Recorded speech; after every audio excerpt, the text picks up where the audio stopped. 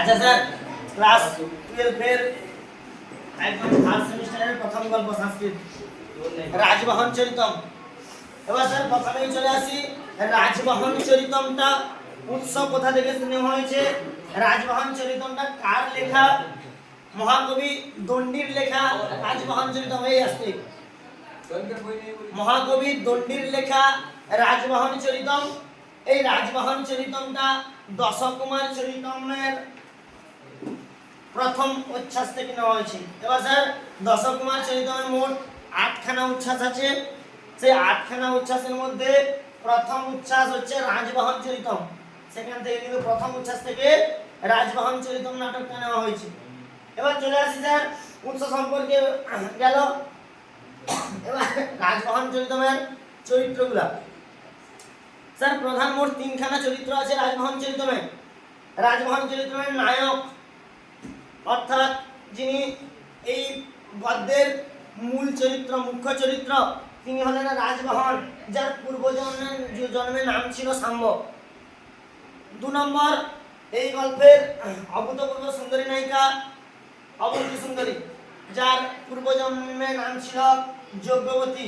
এবং সর্বশেষ এই গল্পের খলনায়ক বলতে পারো বা দুষ্ট চরিত্র বলতে পারো, যাই বলতে পারো, চন্ডবর্মা।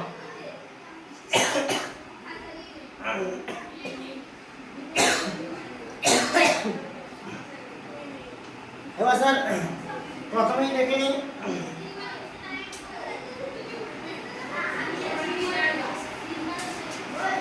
এবার স্যার চরিত্রগুলো সম্পর্কে ধারণা লাভ করবো। স্যার প্রথম চলে আসি রাজবাহন। রাজবাহন কে ছিলেন? স্যার রাজবাহন ছিলেন একজন রাজকুমার। রাজবাহনের বাবা কে ছিলেন? রাজবাহনের বাবা ছিলেন মগধরাজ।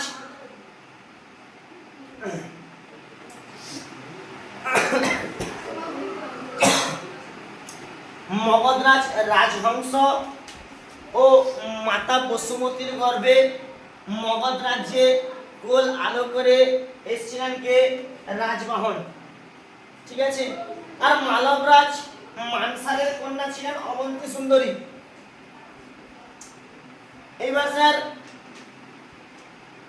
মগধের সঙ্গে মালবরাজ মানসারের যুদ্ধের সময় রাজবাহন মালবরাজ মানসারের কাছে পরাজিত হয়ে বিন্ধ্য পর্বতে আশ্রয় নিয়েছিলেন। বিন্ধ্য পর্বতে আশ্রয় নেওয়ার সময় পিতৃ আদেশ পালনের জন্য তিনি বিশ্ব ভ্রমণে বেরিয়েছিলেন কে? রাজবাহন। কি বললাম স্যার? রাজবাহন পিতার আদেশে মালবরাজ মানসারের সঙ্গে যুদ্ধে অবতীর্ণ হন এবং যুদ্ধে কিন্তু দুর্ভাগ্যবশত তিনি পরাজিত হয়েছিলেন। পরাজিত হওয়ার পর তিনি নিজেকে বাঁচাতে বিন্ধ্য পর্বতে এসে আশ্রয় নেন। বিন্ধ্য পর্বতে থাকাকালীন পুনরায় তার পিতার কাছ থেকে আদেশ আছে যে তোমাকে বিশ্ব ভ্রমণে বেরাতে হবে। এবার বিশ্ব ভ্রমণে বেরিয়েছেন। বিশ্ব ভ্রমণে বেরাতে বেরাতে রাজবাহন যখন পুনরায় আবার মালব রাজ্যে এসে পৌঁছান, তখন কিন্তু তার সঙ্গে দেখা হয় মালব রাজকন্যা অবন্তী সুন্দরী।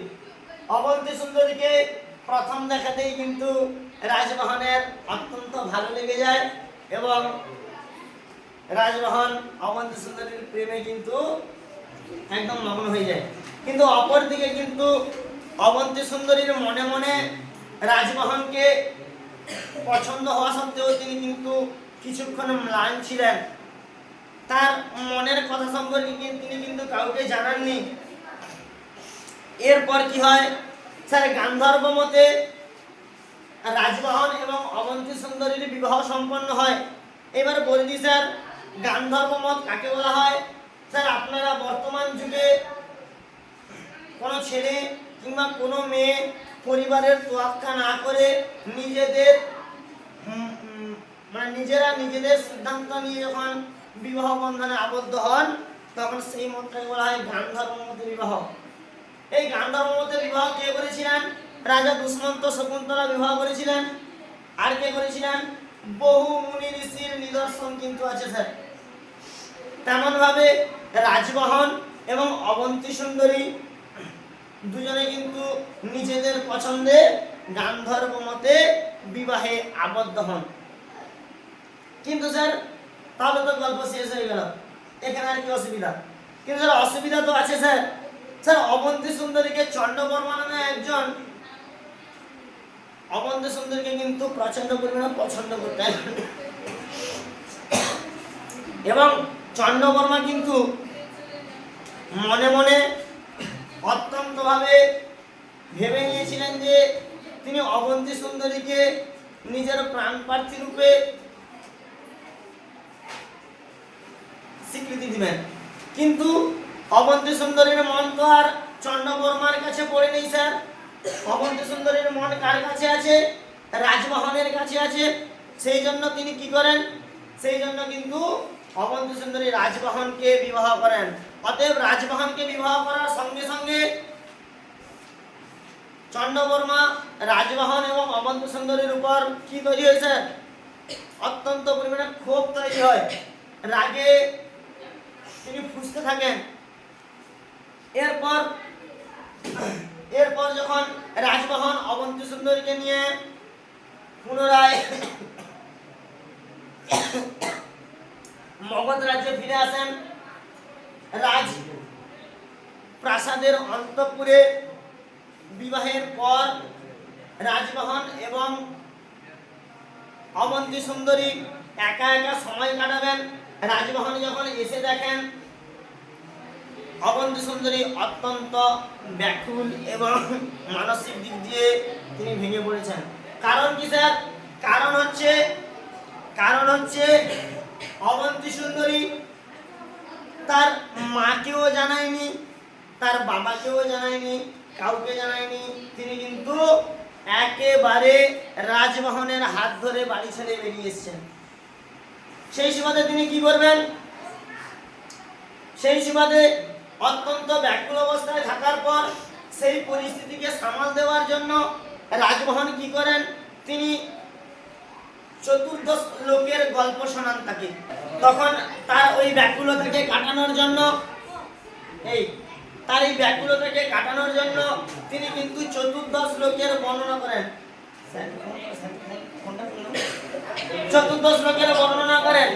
এবার চতুর্দশ লোকে বর্ণনা করার সময় তিনি কিন্তু বলে গিয়েছিলেন কারা কারা এই ধরাধামে গান্ধর্ব মতে বিবাহ করেছিলেন। স্যার কৃষ্ণ রুক্মিণী করেছিলেন গান্ধর্ব মতে বিবাহ। ভগবান শ্রীকৃষ্ণ এবং রুক্মিণীর বিবাহ হয়েছিল গান্ধর্ব মতে। রাজা দুষ্মন্ত ও শকুন্তলার বিবাহ হয়েছিল গান্ধর্ব মতে। ঠিক আছে, এদের গল্প শোনার পরে অবন্তী সুন্দরীর মন কিন্তু স্যার আগের থেকে অনেকটা শান্ত হয়ে যায়। শান্ত হয়ে গিয়ে তারা যখন নিজেদের মধ্যে সময় কাটানোর জন্য অবতীর্ণ হন, তখন কিন্তু রাজমোহনের বুকে কিন্তু গল্প করতে করতে অবন্তী সুন্দরী ঘুমে ঢলে পড়েন। ঘুমে ঢলে পড়ার পর তারা কিন্তু ফিরে যান কোথায়? পূর্বজন্মে ফিরে যান। পূর্বজন্মে রাজমোহনের নাম ছিল শাম্ব আর অবন্তী সুন্দরীর নাম ছিল যজ্ঞবতী। পূর্বজন্মেও কিন্তু তারা কিন্তু স্বামী স্ত্রী ছিলেন। পূর্বজন্মে তিনি যখন যান তখন কিন্তু শাম্ব যজ্ঞবতীর জন্য একটা রাজহংস ধরে নিয়ে এসে তাকে উপহার দিয়েছিলেন। স্বপ্ন দেখছেন তারা। রাজমোহন শাম্ব নামে একটা রাজহংসকে ধরে নিয়ে এসে তিনি যজ্ঞবতীকে উপহার দিয়েছিলেন। এই রাজহংসটা কে ছিলেন স্যার? এই রাজহংসটা ছিলেন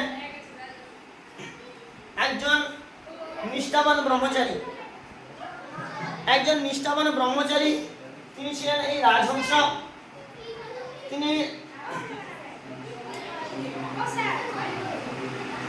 তিনি ছিলেন এই যে নিষ্ঠাবান ব্রহ্মচারী, এই নিষ্ঠাবান ব্রহ্মচারী ছিলেন রাজহংস। এই রাজহংসকে শাম্ব কমাস যাবৎ স্যার 2 মাস যাবৎ আটকে রেখেছিলেন ওই রাজহংসটাকে। সেই রাজহংসকে 2 মাস যাবৎ আটকে রাখার পর ওই ব্রহ্মচারী রাজমোহনকে শ্রাপ দিয়েছিলেন, অর্থাৎ অভিশাপ দিয়েছিলেন। কি দিয়েছিলেন? যে পরের জন্মে তুমি যখন তোমার পত্নীর সঙ্গে একাকিত্ব ভাবে সময় কাটাবে, সেই সময় কিন্তু তোমাকে 2 মাস যাবত একটা রৌপ্য শৃঙ্খলে বাঁধা থাকবে। তুমি ওই রৌপ্য শৃঙ্খলে বাঁধা থাকার সময় রৌপ্য শৃঙ্খলে বাঁধা থাকবে। ওই রৌপ্য শৃঙ্খলে বাঁধা থাকার সময় তুমি এই 2 মাস যাবত সব থেকে বেশি কোন যন্ত্রণা ভোগ করবে? পত্নী বিরহতা ভোগ করবে। একটা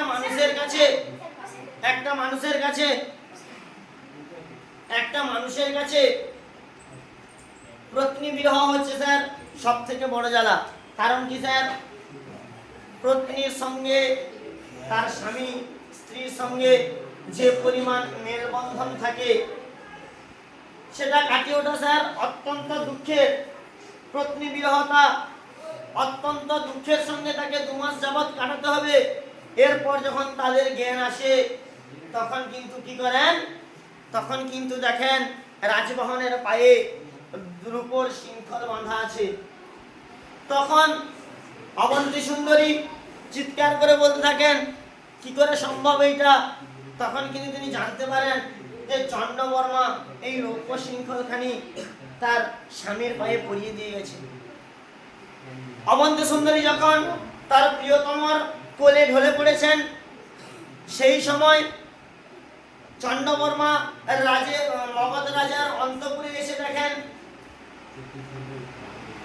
রাজবাহনের সঙ্গে অবন্তী সুন্দরী এক প্রকার মিলন অবস্থা। সেই অবস্থা দেখে কিন্তু তিনি রাগে ক্ষোভে ফুঁসে ওঠেন। কারণ কি? কারণ অবন্তী সুন্দরীকে তিনি তার মন থেকে তার স্ত্রী হিসেবে চেয়েছিলেন। আর কারণ কি? আর একটা কারণ আছে। এই চন্ডবর্মার একজন ভাই ছিল, তার নাম হচ্ছে দারুবর্মা। চন্ডবর্মার ভাই কে স্যার? দারুবর্মা। ওই দারুবর্মাকে কি করেছিলেন? ওই রাজভবনের একজন বন্ধু ছিল, তার নাম ছিল পুষ্পোদ্ভব। ওই পুষ্পোদ্ভব কিন্তু চন্ডবর্মার ভাই দারুবর্মাকে হত্যা করেছিলেন। তখন তিনি বললেন কি, যে আমার ভাইয়ের খুনির বন্ধু আমার প্রিয়তমার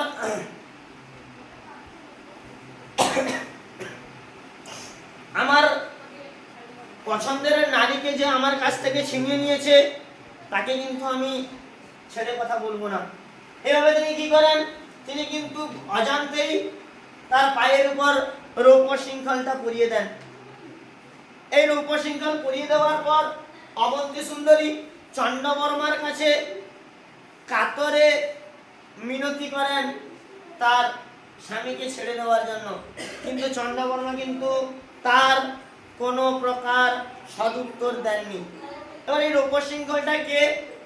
এই রৌপ্য শৃঙ্খলটা ছিলেন এক শরৎ মঞ্জরী নামে একজন অপ্সরা।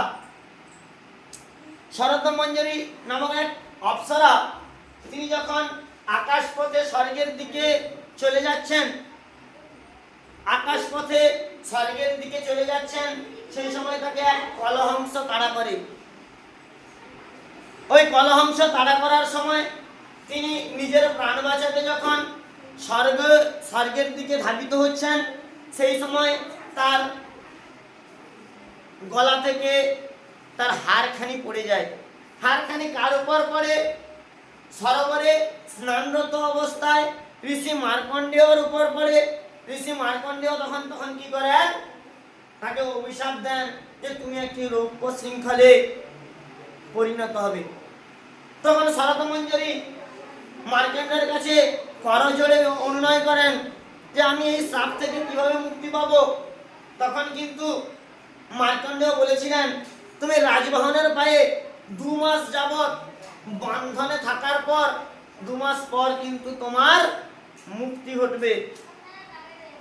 এরপর চন্ডবর্মা যখন অবন্তী সুন্দরীর কোনো কথা না শুনলেন, তখন কিন্তু পত্নী বিরহে রাজমোহনকে 2 মাস যাবত কাটাতে হয়েছিল এবং অবন্তী সুন্দরীও কিন্তু 2 মাস যাবত তার স্বামীর পদতলে কাটিয়েছেন।